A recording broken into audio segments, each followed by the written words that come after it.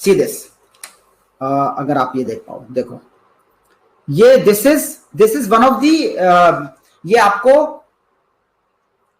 Email पे newsletter के format में भी आएगा, ठीक है, और ये सारे आएंगे। मैं आप लोगों के लिए कुछ चीजें लेके आया हूं। तो देखो विजुअल कंटेंट हम किस तरीके से डालते हैं, जैसे ये है, तो इसमें क्या है कि अब ये आप ये वाला जो है वो पुरानी मैं लेके आया हूं कि इस तरीके के कंटेंट में रेगुलर बेस पे, तो इसमें हमने क्या किया, मेरी फोटो डाली, फिर हमारी सर्विसेज लिखी, life insurance, general insurance, all project, फिर हमारी सारी डिटेल्स डाली कि कब कब, देखो इसमें, देखो इसमें नजर आ रहा है, देखो ये फोटोग्राफ कि मुझे जो अवार्ड मिले, रिवॉर्ड्स मिले, 1 मंथ एमडीआरटी हुई, 1 डे एमडीआरटी हुई, हमारे को जो ये सारी की सारी चीजें रेगुलर, हमारा विजन क्या है, मिशन क्या है, वैल्यूज क्या है, with the help of these visuals हम इसे क्रिएट करते हैं। अभी ये कस्टमर को दे के आते हैं, उसके पास छोड़ के आते हैं। तो इस तरीके से आप कभी भी कोई भी चीज क्रिएट करो, उसमें विजुअल कंटेंट डालने की कोशिश करो। इस तरीके से कई बार मैं बिजनेस प्लानर इस तरीके से डिजाइन करता हूं, और इसे फाइनेंशियल प्लानिंग या जो भी, मतलब इसके अलग अलग टॉपिक रखे हुए हैं,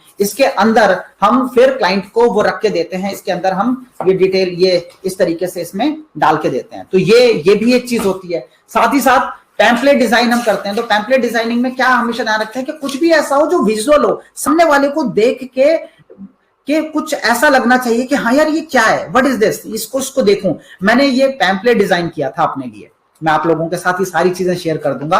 मुझे अपने पास कुछ भी नहीं रखने का है, मैं सब आप लोगों को दूंगा, ठीक है। तो ये मैंने एक डिजाइन किया था। तो इसमें क्या किया मैंने, जब ये डिजाइन करने का डिसीजन लिया तो मैंने इसको बनाया वाई। क्या लिखा है, वाई, क्वेश्चन मार्क है, और नीचे क्या लिखा हुआ है, आखिर क्यों। क्या लिखा है, आखिर क्यों, और फिर नीचे एक लाइन लिखी है, इस आखिर क्यों के नीचे, आखिर क्यों इसे खोलना आपके लिए जरूरी है। जब मैं इसे डिजाइन करवा रहा था तो मैं डिजाइनर के साथ बैठा था, और डिजाइनर खूब हंसा, कह रहा सर अपनी जिंदगी में मैं पहला ऐसा पैम्पलेट डिजाइन कर रहा हूं जिस पैम्पलेट में ये पहला पूरा का पूरा पेज आपने कोई कंटेंट ना डलवा के ये क्रिएट कर दिया है। और कह रहा सर मैं हैरान हूं कि ये कैसे ये आपके दिमाग में आइडिया आया। मैंने कहा देखो, ध्यान हमेशा बहुत क्लियर हमारे को रखने की जरूरत है कि जो हमारा जो ऑब्जेक्टिव है वो क्लियर होना चाहिए। पैम्पलेट बनवा लिए, छपवा लिए, पैम्पलेट डलवा दिए, फायदा क्या हुआ। बहुत सारे लोगों के आ रहे हैं करोड़पति प्लान के, इसके उसके, लोग नहीं देखते। वाई, आखिर क्यों इसे खोलना आपके लिए जरूरी है। ये अगर आपको मैं भेजूं, ईमानदारी से सोच के बताओ आप इसे खोलोगे या नहीं खोलोगे। आप इसे इग्नोर कर सकते हो क्या, मतलब ही नहीं। क्यों, क्योंकि आपको पता ही नहीं है इसके अंदर क्या है। पता हो तो इग्नोर करो ना, आपको पता ही नहीं है, क्वेश्चन मार्क बना दिया इतना बड़ा। और फिर उसके बाद अंदर जो आपको डालना है डालो। मैंने मेडिक्लेम भी डाला, एमएफ का एसआईपी भी डाली, अपना एक्सप्रेस करोड़पति जीवन लाभ भी डाल दी, 500 रुपए पर डे 16 साल, और ये पूरी तरीके से ये मैंने बना दिया। इसमें नीचे देखो हमने विजुअल कंटेंट अपनी प्रमोशन करने के लिए अपनी फोटोग्राफ्स डाली, और इस तरीके से इसे ये भेज दूंगा मैं आप लोगों को, ठीक है। तो इस तरीके से ये देखो, ये मैंने एक नोट ऑफ थैंक्स बनाया। तो नोट ऑफ थैंक्स जब बनाया, जब मैंने वो क्रिएट किया था कि 1 डे, अगर आपको दिखाई दे तो देखो इसमें ये वाली फोटोग्राफ दिख रही है, ये 1 डे एमडीआरटी की है। तो जब रात को 8 बजे के आसपास, 8:30 बजे का शार्ट टाइम था। तो ये आपको दिख रहे हो, तो ये सबसे लास्ट में ना ये हमारे सीएम साहब हैं, मतलब चीफ मैनेजर, ये मिस्टर पीयूष मिश्रा। अभी इस वक्त ये मार्केटिंग मैनेजर है, ठीक है। तो ये हमारे ब्रांच में हुआ करते थे चीफ मैनेजर। तो क्या होता है कि ये रात को 8 साढ़े 8 बजे की फोटो है, जब हम सब लोगों ने हाथ ऊपर खड़े किए हुए हैं। हमारे में मतलब वो डेवलपमेंट ऑफिसर भी हैं, जो एओ होते हैं वो भी हैं, जो हमारे कुलदीप जी भी हैं, ठीक है, हमारे एबी में हुआ करते थे उस वक्त। तो ये इस तरीके से विजुअल्स के साथ, तो जब आप विजुअल्स के साथ कुछ करते हो, अपनी प्रेजेंटेशन में हमेशा विजुअल्स डालने की कोशिश करो। अभी मैंने आपको माइंडसेट दिखाया, तो देखा उसके साथ एक दिमाग बना हुआ था, देखा आप लोगों ने। तो इस तरीके से विजुअल्स को डालने की कोशिश करो, जिससे कहीं ना कहीं ज्यादा एक अच्छी आपकी प्रेजेंटेशन तैयार होती है। साथ ही साथ ग्राफ के चार्ट यूज करो। आपने कई बार देखा होगा ग्राफ होता है, तो हम ग्राफ के माध्यम से कई बार चीजें सिखाते हैं। मैंने आप लोगों को पहले भी एक बार दिया, चलो मैं आपको दिखाता हूं। Okay, so let me use this. ये वाला ये तो ये आएगा, बट इस तरीके से एक चार्ट बना के मैं लोगों को समझाता था कि सर अगर आपने एक पर्टिकुलर एज में, इस एज में मान लो 50 साल की एज में रिटायरमेंट प्लानिंग करने की सोची तो सीधा खड़ी चढ़ाई हो जाएगी। कैसे? ऐसे, ये सीधा खड़ी चढ़ाई हो जाएगी। फिर उसी में अगर आप आज 40 साल के हो तो थोड़ी सी चढ़ाई आसान हो जाएगी, और 30 साल से अगर आप स्टार्ट करते हो तो देखो सर चढ़ना कितना आसान हो जाता है। इस तरीके से आप, अब ये मैं आपको सिखाऊंगा आगे, तो बस मैंने दिखाने के लिए कि इस तरीके से आप चार्ट्स बना के भी चीजों को प्रेजेंट कर सकते हो। तो क्या होता है, ग्राफ्स या चार्ट्स आप इस्तेमाल कर सकते हो अपनी प्रेजेंटेशन में। और क्या करोगे, रिलेटेड स्टोरीज। कैसे रिलेटेड स्टोरीज? कंपाउंडिंग वाला मेरा वीडियो देखना। कंपाउंडिंग वाले वीडियो में मैंने क्या बताया था, वो बुढ़िया वाला एग्जांपल है ना, 1 रुपया कितना हो गया 12.5 साल में। या दूसरा एग्जांपल कौन सा बताया था, दूसरी स्टोरी सुनाई थी, एक वो गरीब किसान था, राजा के पास जाता है, वो शतरंज के 64 खानों में 1 दाना, दूसरे में 2 दाना, तीसरे में 4 दाना, इस तरीके से करते हुए पूरा राज्य उसको मिल जाता है। ये क्या है, कंपाउंडिंग की पावर को बताने के लिए स्टोरीज हैं। तो इन स्टोरीज को आपने क्या करना है, इन स्टोरीज को आपने पूरी तरीके से प्रेजेंट करना है। इन स्टोरीज को आपने एग्जांपल्स और स्टोरीज के माध्यम से अपनी प्रेजेंटेशन को और ज्यादा बढ़िया बनाना है, जिससे सामने वाले के दिमाग में एक बात फिट हो जाए। आज भी ऐसे ढेरों लोग हैं मेरे क्लाइंट्स में जिन्हें और कुछ याद हो ना हो, कितना पैसा मिलेगा याद हो ना हो, और बुढ़िया वाला एग्जाम्पल याद है, ठीक है, कि 1 रुपया इतना बन गया था। इस तरीके, इसलिए वो स्टोरीज याद रह जाती हैं। स्ट्रक्चर और sequence of presentation. Now sequence of presentation is again very important. क्यों इंपॉर्टेंट है? सीक्वेंस क्या होता है कि अगर आपने कोई पर्टिकुलर चीज, जैसे मैं पहले क्या बताता हूं, फैक्ट फाइंडिंग। तो मैंने बोला आपको कि मैं फैक्ट फाइंडिंग बताऊंगा आज। मैंने फैक्ट फाइंडिंग से पहले वाली चीज यानी प्रिपरेशन ऑफ सेल से शुरू के 4 सेशन क्या किया, फाउंडेशन क्रिएट की, याद है। फिर आपको ऑर्गेनाइज होना बताया, फिर आपको अभी प्रिपरेशन ऑफ सेल्स पे लेके गया कि घर से आपको क्या तैयारी करनी है। अब अगला सेशन में आपको फैक्ट फाइंडिंग के वहां पहुंचने के बाद आपको करना क्या है, शुरुआत कैसे करनी है, फैक्ट फाइंडिंग सिखाऊंगा। तो हमेशा याद रखो कि आपकी प्रेजेंटेशन भी जो बनती है वो पूरी तरीके से इस तरीके से डिजाइन होनी चाहिए कि एक फ्लो में चलनी चाहिए, जिसका आखिर क्या होगा, क्लोजर। ठीक है, तो वो क्लोजिंग आप मारोगे और उसके बाद आप थैंक्स बोलोगे। उसके बाद भी कुछ होता है, अभी बताता हूं, ठीक है। 2 वे कम्युनिकेशन होना चाहिए। यहां पे देखो, हमें 2000 लोगों को, 1500 लोगों को, 1000 लोगों को, सैकड़ों लोगों को, मेरी सारे के सारे सेशंस में कभी भी मतलब सैकड़ों में ही या हजारों में या सैकड़ों में लोग होते हैं हर मीटिंग में, हर ट्रेनिंग में। तो जितने भी लोग हैं उन लोगों से इंटरेक्ट कर पाना 2 घंटे में वैल्यू देते हुए, that is not possible. But when it comes to my presentations, क्योंकि यहां पे तो बात लाइफ इंश्योरेंस की हो रही है, तो आप एक आदमी से डील कर रहे हो। अगर मेरे ऑफिस में कोई आएगा तो मैं उससे 2 वे कम्युनिकेशन,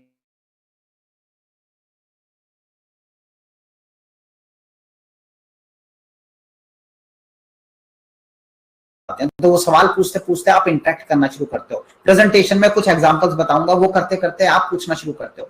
तो 2 वे कम्युनिकेशन होना चाहिए 2 साइड से। एक ही साइड से बोलते हो तो कहीं ना कहीं मोनोटोनस हो जाता है। हमारी मजबूरी है कि हमें वो ट्रेनिंग मोनोटोनस फॉर्मेट में देनी पड़ती है, क्योंकि इतने सारे लोग हैं किसी भी सेंस में, उसमें भी कहीं ना कहीं चैट में आप लोग चीजें बोलते रहते हैं और हमारी टेक्निकल टीम उसमें कुछ ना कुछ आप लोगों को सपोर्ट करते रहती है। हम 2 वे कम्युनिकेशन करने की कोशिश करते हैं, बट प्रेजेंटेशन में रखा करो। भले वो मतलब अगर आप एचआर मैनेजर को भी, जब हम कहीं पे खड़े होते हैं सामने, तो और कुछ लोग सामने होते हैं, तो भी उनसे बाद में क्वेश्चंस पूछे जा सकते हैं। इसी के चलते हमने ये डिसीजन लिया कि हाँ, हम आप लोगों के साथ बीच में जूम मीटिंग करके आपके क्वेश्चंस के जवाब दे देंगे कि भाई 906 2040 या 8070 पे क्वेश्चन भेज दो। उन क्वेश्चंस में से जो इंपॉर्टेंट क्वेश्चंस होंगे वो अपन निकालेंगे और उनके जवाब महीने में एक बार दे दिया करेंगे, जिससे एटलीस्ट आपके जो क्वेरीज हैं वो रिजॉल्व हो जाए। क्यों किया वो? 2 वे कम्युनिकेशन की वजह से। कॉन्फिडेंस एंड कम्युनिकेशन, बड़ी अच्छी एक स्टेटमेंट है कि आदमी कपड़े नहीं पहनता, कॉन्फिडेंस पहनता है। आप अगर कुछ पहन के जाते हो तो वो कॉन्फिडेंस पहन के जाते हो। तो ड्रेसिंग से ये रिलेट मैंने किया, बाकी ओवरऑल आपका कॉन्फिडेंस। आप सामने वाले के सामने जाके बिल्कुल प्रवाह में कैसे बहोगे, जब आपके पास एक कॉन्फिडेंस होगा। और वो कॉन्फिडेंस कैसे आता है? इन्हीं सब चीजों से। आज आपके पास भले ही आपके अभी 5 सेशन हुए हो, आप 6ठे सेशन में बैठे हो, कोई भी सिचुएशन हो, एक बात याद रख लेना, आज आपके पास जो है वो 24 लाख इंश्योरेंस एजेंट्स के पास नहीं है, नहीं है। क्या? वो प्रिंसिपल्स, वो अंडरराइटिंग, वो लीगल एस्पेक्ट्स, वो चीजें जो आपको सिखाई गई हैं। मैं कॉन्फिडेंस का एग्जांपल देता हूं, कई बार मैं कहता हूं कि हाँ सर देश में सर 24 इंश्योरेंस कंपनी है, 24 इंश्योरेंस कंपनी के 447 प्रोडक्ट हैं, याद है ना? क्या है वो?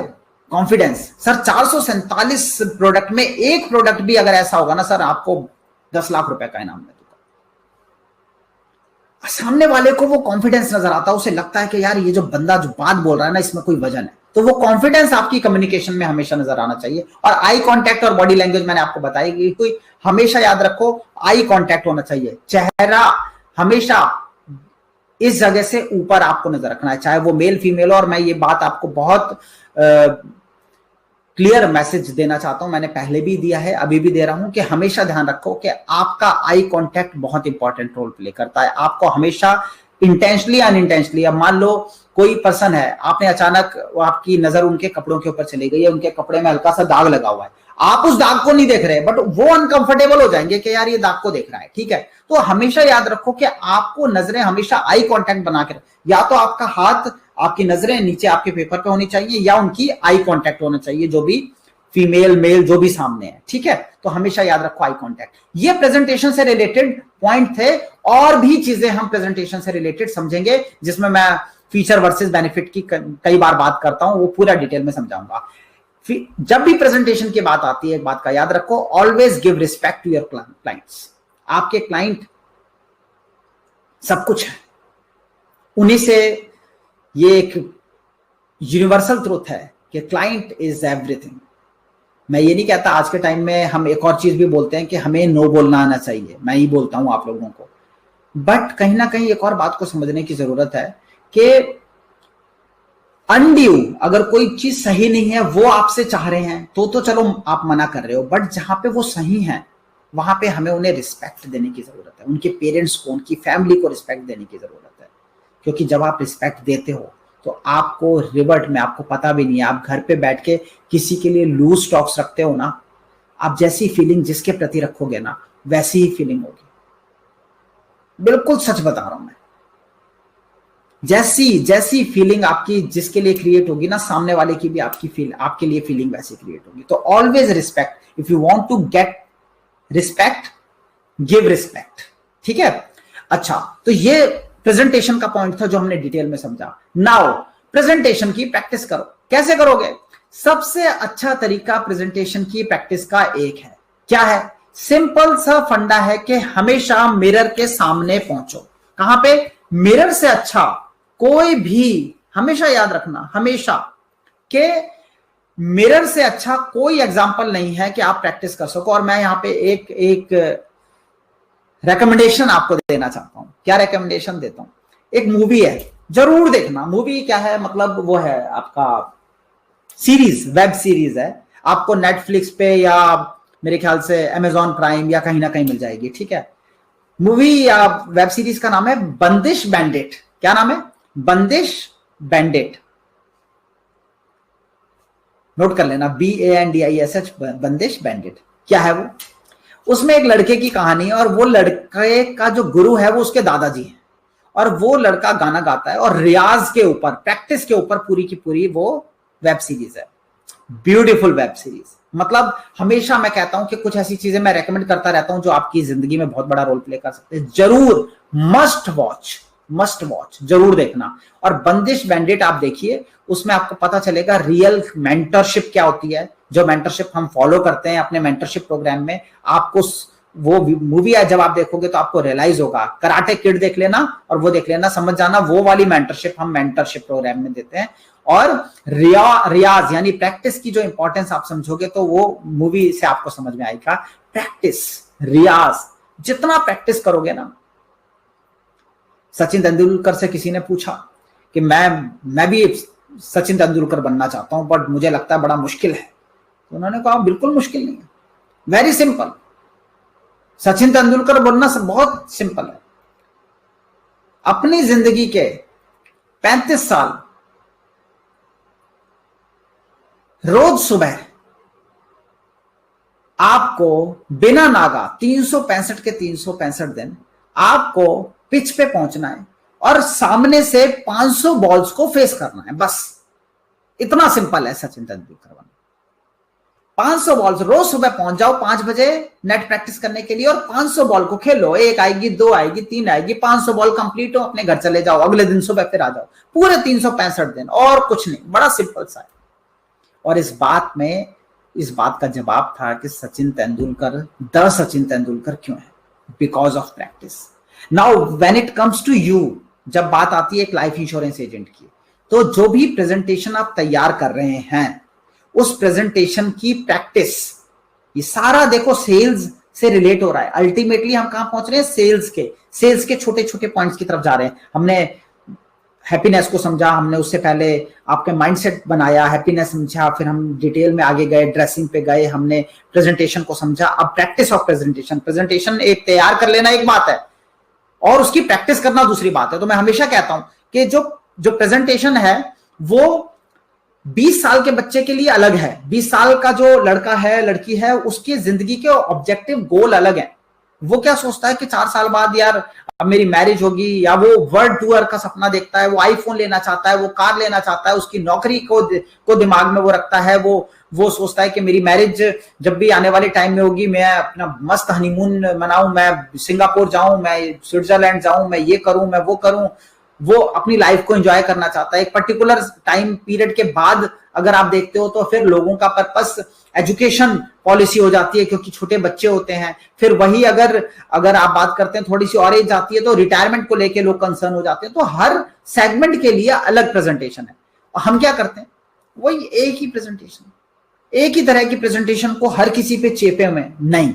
तो प्रेजेंटेशन मैं आपको सिखाऊंगा, 3 तरह की प्रेजेंटेशन मैंने आपको बोला था, सिखाऊंगा तीनों, ठीक है। वो प्रेजेंटेशन आपको आनी चाहिए। वो प्रेजेंटेशन की प्रैक्टिस आपको करनी है शीशे के सामने। और शीशे के सामने हमेशा याद रखना, शीशे के सामने जब आप प्रैक्टिस करते हो तो आप अपने आप को देखते हो। आपने कभी नोटिस किया है, डांस, जितने लोग डांस सीखते हैं या डांस करते हैं, आपको बड़े अच्छे मूव लगते हैं। आप कभी भी किसी डांस सेंटर में जाना, वो आप देखोगे कि सामने मिरर में देखते हुए, क्योंकि मिरर में वो आप अपने एक्सप्रेशंस देख पाते हैं, मिरर में वो अपने मूव्स देख पाते हैं कि मैं क्या कर रहा हूं क्या नहीं कर रहा। क्योंकि वो गलत है, हाथ को ऐसे रखना है, ऐसे रखना है, इस तरीके से करना है, इस तरीके से करना है, क्या करना है, सारी चीजें आप अपनी देखते हो सामने। और देख देख के प्रैक्टिस करते हुए आप तभी जाके एक बंदा जब सीधा किसी ऑडियंस के सामने जब परफॉर्म कर रहा होता है तो बिल्कुल परफेक्शन के साथ आता है, उसने इतनी बार प्रैक्टिस की है। You need to practice your presentation. और हमने कितनी बार अपनी प्रेजेंटेशन की प्रैक्टिस की है, सोचो।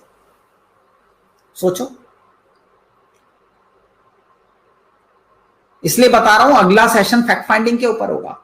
और अगर आपने इस तरीके से अपनी सेल्स की प्रिपरेशन नहीं की तो वो फैक्ट फाइंडिंग सीख के, वो HUF सीख के, वो लीगल एस्पेक्ट सीख के, वो प्रेजेंटेशन सीख के, वो क्लोजिंग सीख के भी कुछ नहीं होगा। क्योंकि इनमें से कुछ भी मिस हुआ तो यानी कि वो तैयारी अधूरी रह गई। और वो तैयारी है आपकी रियल सेल्स की। ये सारे उसके छोटे छोटे से पार्ट हैं। तो प्रैक्टिस योर प्रेजेंटेशन।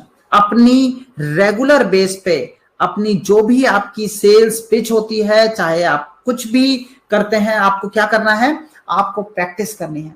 मैं बार बार बोलता हूं, आज दोबारा से रिपीट कर देता हूं कि आप अपनी रिकॉर्डिंग यूज करो। अपने जब भी क्लाइंट के पास जाते हो अपनी फोन को रिकॉर्डिंग पे डाल दो, या एक्स्ट्रा फोन रख लो जिसमें रिकॉर्डिंग, आप जिसमें फोन नहीं आते हो उससे रिकॉर्ड करो और फिर उसे सुनो। आपको पता चलेगा, आपकी प्रेजेंटेशन की प्रैक्टिस होगी। सुनो अपने आप को, पता चलता है कि हम कितनी फालतू की बातें कस्टमर के सामने कर देते हैं जिसकी जरूरत भी नहीं थी। प्रैक्टिस योर प्रेजेंटेशन, ठीक है। ये 5th पॉइंट था। इसके बाद प्रोडक्ट नॉलेज होना जरूरी है। अब यहां ये प्रोडक्ट नॉलेज और इसके साथ में एक और पॉइंट, हाँ, कॉम्पिटिटर्स, इसके बाद एग्जैक्ट सही जगह पे डाला हुआ। ये दोनों बहुत इंपॉर्टेंट है। देखो, प्रोडक्ट नॉलेज जो मैंने आपको बोला, कैटेगरीज, सेगमेंट और रिक्वायरमेंट तीनों अलग अलग होती हैं। हर किसी की अपनी अपनी रिक्वायरमेंट है, हर किसी की अपनी अपना सेक्शन है। तो जरूरी नहीं है कि कन्यादान पॉलिसी किसी के लिए अप्लाइड है, जीवन लाभ किसी के लिए है, जीवन संचय किसी के लिए है, या कोई भी XYZ पॉलिसी किसी के लिए है। हर किसी की रिक्वायरमेंट के हिसाब से आपको प्रेजेंटेशन देनी है। अब ये रिक्वायरमेंट कैसे डिजाइन होगी या कैसे डिसाइड होगी, ये रिक्वायरमेंट डिसाइड होगी फैक्ट फाइंडिंग के पॉइंट से। फैक्ट फाइंडिंग में आपको अगले सेशन में सिखाऊंगा। तो फैक्ट फाइंडिंग में आपको सिखाऊंगा कि शुरू में 3 मिनट में आप वो सारे के सारे फैक्ट्स को कैसे उनसे पूछ लोगे, और जैसे ही आप उनसे पूछोगे उन फैक्ट्स को, उसके बेस पे आप उनकी कैटेगरी डिवाइड कर पाओगे, उनकी सेगमेंट डिवाइड कर पाओगे और उनकी रिक्वायरमेंट डिवाइड कर पाओगे। और जैसे ही आप इमीडिएट बेसिस पे उन फैक्ट के बेसिस पे डिसीजन पे पहुंचोगे कि आपको कौन सी ये जो पर्सन हमारे सामने बैठा है ये कौन सी कैटेगरी, कौन सी सेगमेंट, कौन सी रिक्वायरमेंट के साथ बैठा है, आप इमीडिएट बेसिस पे आपकी प्रेजेंटेशन तब डिसाइड होगी। उससे पहले तो प्रेजेंटेशन भी डिसाइड नहीं होती है। और हम सारे लोग 1, 2 या 3 पॉलिसी में माहिर होकर उन्हीं 3 पॉलिसीज को सेल करते रहते हैं। लोग मेरे से कहते हैं सर प्रोडक्ट सिखा दो, मैं कहता हूं बेवकूफी है। क्यों? क्योंकि प्रोडक्ट इंपॉर्टेंट नहीं है, आपकी कम्युनिकेशन इंपॉर्टेंट है। विश्वास मानो, आई स्वेयर कि आज मैं प्रेजेंटेशन में पॉलिसी तो बताता हूं, बट जो पॉलिसी है ना वो मेरे पूरी प्रेजेंटेशन का सिर्फ इतना सा हिस्सा होती है। कुछ बाकी सारी चीजें क्या होती हैं जो मैं आपको बता रहा हूं, बाकी सारी चीजें जो आपको पहले शुरू के सेशंस में मैंने सिखाया, या आने वाले सेशन में मैं आपको लीगल एस्पेक्ट्स और सब चीजें, विल वगैरह बहुत सारी चीजें सिखाऊंगा, ठीक है। तो या HUF या जो कॉन्सेप्ट्स हैं उनके ऊपर बेस्ड होती है। Financial planning, financial pyramid, compounding की पावर के ऊपर बेस्ड होती है। फैक्ट फाइंडिंग के बेस पे डिसाइड होती है।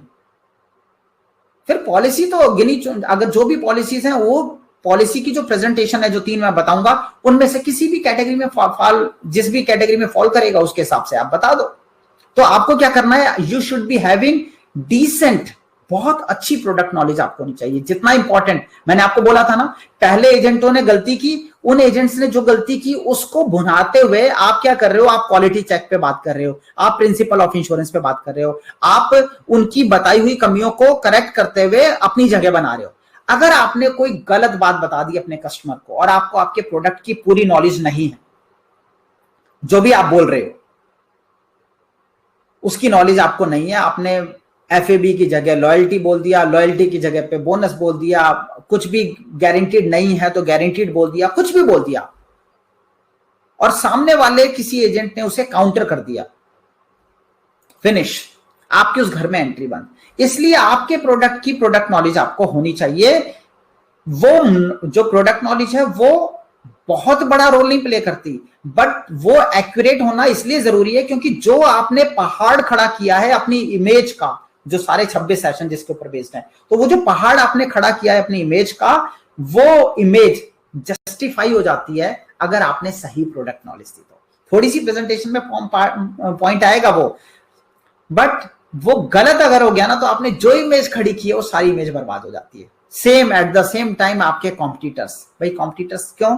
क्योंकि सामने वाले ने आपको बोला कि भाई साहब अभी कुछ टाइम पहले की बात है, किसी ने मुझे बोला कि जी एक पॉलिसी है एक कंपनी की, मैं कंपनी का नाम नहीं लूंगा बट कंपनी की पॉलिसी है, उसमें जी आप क्या करते हो, आपकी इस पॉलिसी में 15 साल पैसे दो तो 15 साल के बाद फिर पूरी जिंदगी मिलेगा, ठीक है। हमने कहा जी हाँ। तो कह रहे जी उस कंपनी में 12 साल देने पे ही पूरी जिंदगी के लिए मिल रहा है। मैंने कहा अच्छा जी ठीक है।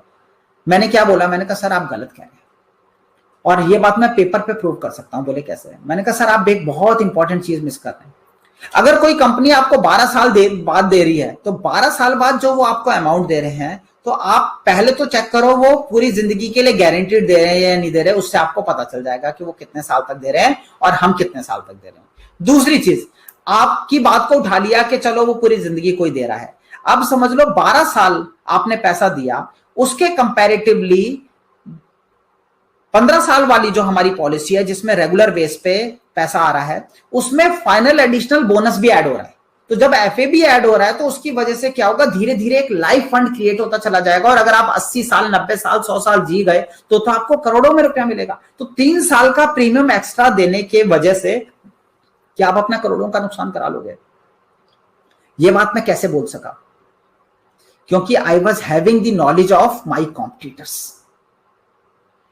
तो आपके कॉम्पिटिटर्स के प्रोडक्ट जो आपके प्रोडक्ट से मिलते जुलते हैं वो आपको जरूर पता होने चाहिए। This applies to all private insurance companies के जो एजेंट हैं उनके लिए भी। तो अगर आप किसी, मान लो फॉर एग्जांपल आप मैक्स से रिलेटेड हो, तो मैक्स में अगर आप या टाटा एआईजी में हो, कहीं पे एआईए में हो, तो आप किसी भी कंपनी में हो, उस कंपनी से अगर आप लाइफ इंश्योरेंस कॉर्पोरेशन के साथ एलआईसी के प्रोडक्ट को आप बीट करना चाहते हो, तो आपको लाइफ इंश्योरेंस कॉर्पोरेशन का प्रोडक्ट पूरी तरीके से पता होना चाहिए। और प्लीज वो नहीं पता होना चाहिए जो आपके ट्रेनर्स आपको सिखाते हैं, क्योंकि सिर्फ एक बहुत बड़ी दिक्कत है, हर कोई अपने माल को अच्छा बताता है, वो दूसरे के प्रोडक्ट के बारे में डिटेल में नहीं समझाता। तो उनकी उस कंपनी की वेबसाइट पे जाओ, उस प्रोडक्ट को समझो, और प्रोडक्ट को समझने के बाद उसकी और अपने प्रोडक्ट के कंपैरिजन को अच्छी तरीके से समझ के ही कुछ बोलो। वरना क्या होगा, आपने किसी को कुछ गलत बता दिया और वो बात अगर उसने कहा ठीक है एक बार मैं उस बंदे से भी बात कर लूं फिर मैं आपको बताता हूं,